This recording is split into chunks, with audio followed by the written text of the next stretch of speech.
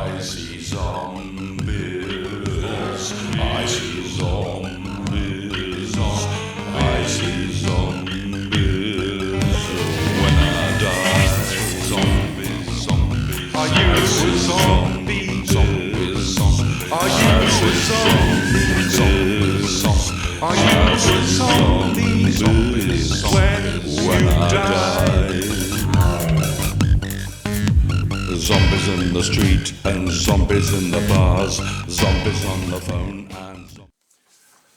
Good morning. It's Sunday morning. It's the 5th of March 2017, and like many of us, I am sitting at my computer fiddling and farting around on the internet, and I found a delightful and wonderful, inspiring piece of news from the Daily Mirror.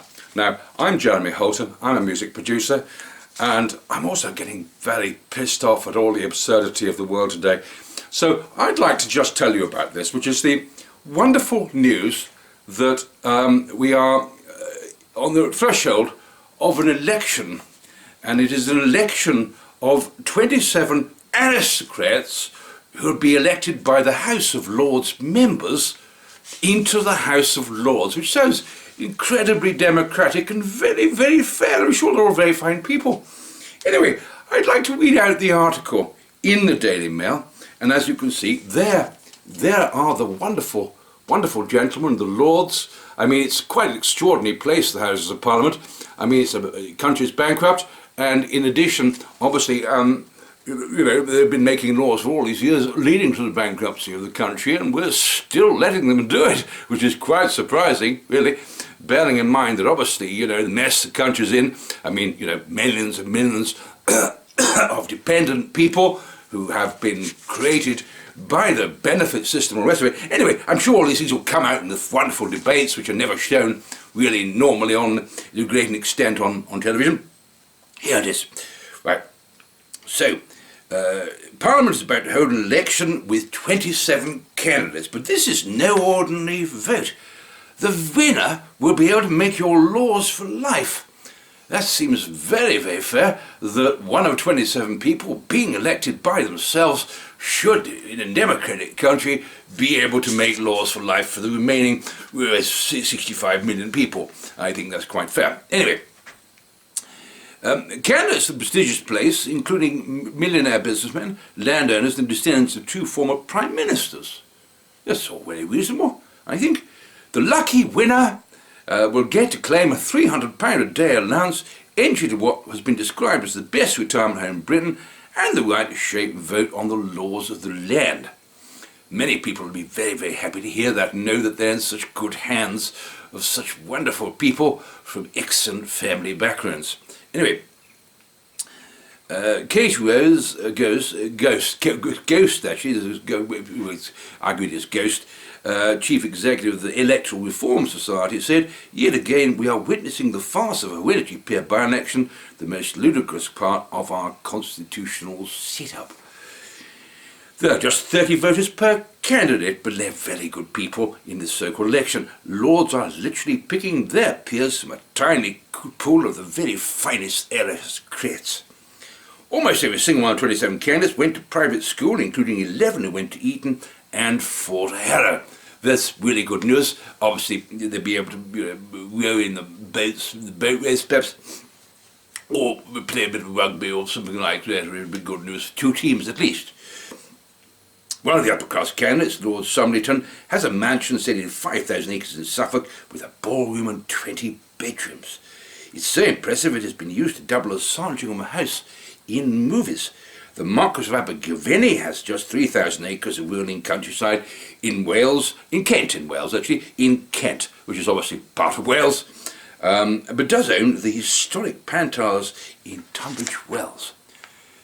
Viscount Montgarret, whose family owns two estates in Yorkshire, gets to stand because his relative was ennobled back in 1550, nearly 467 years ago, and he wasn't even involved in a gunpowder plot blown up all those years ago, which one would understand, obviously. I mean, it failed then, pity it did really. Anyway, the youngest candidate is Lord Mostyn, very fine man, very financial, get good cheer on him. who inherited his baronial tile of Boston Hall near Holywell, Flintshire. The candidates have offered a diverse set of reasons for standing. In his statement, Lord Limerick mentions his flat near Parliament, while Lord Summerleton brags that the hereditary peerage worth preserving, and its principle creates a sense of innate commitments to the welfare of the nation. Lord Biddulph said she would. It was an honour to sit in the House, and I'd be happy to serve again. All since Wigan. Of the 27 candidates, 16 are Tories, 2 Lib Dems, and the rest are crossbench or non-affiliated. Vacancies have been created from death of Lord Lyle, and the elections will take place on March the 21st, which is a wonderful, wonderful day. Anyway, I thought, bearing in mind that Lord Limerick will be standing, and has given these very fine reasons about being near to Parliament, which is an excellent reason. I mean, near means he'd be able to pop in more often for the 300 a day, rather than, rush in and rush out, because he lives something in Flintshire. Excuse me. Excuse me. Must have a good whiskey.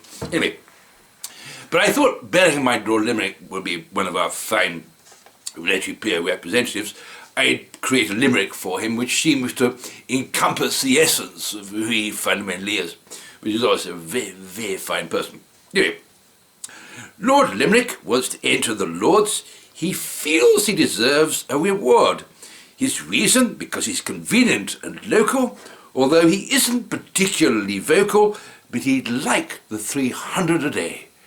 Thank you very much for watching this rather peculiar, upper crust kind of thing about the election in the House of Lords in our fine, democratic, fair and free society. So, there we go. Enjoy it. Thank you. Have a good Sunday. In the cars, zombies when you're shopping, zombies in your home, zombies on the train, and zombies who are stoned.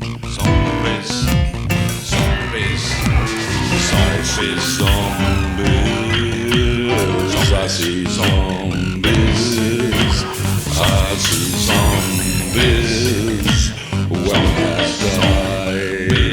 We may be zombies, we may be zombies, we may be zombies, when we die. Zombies who are drugs, zombies at the gym, and zombies who are dead.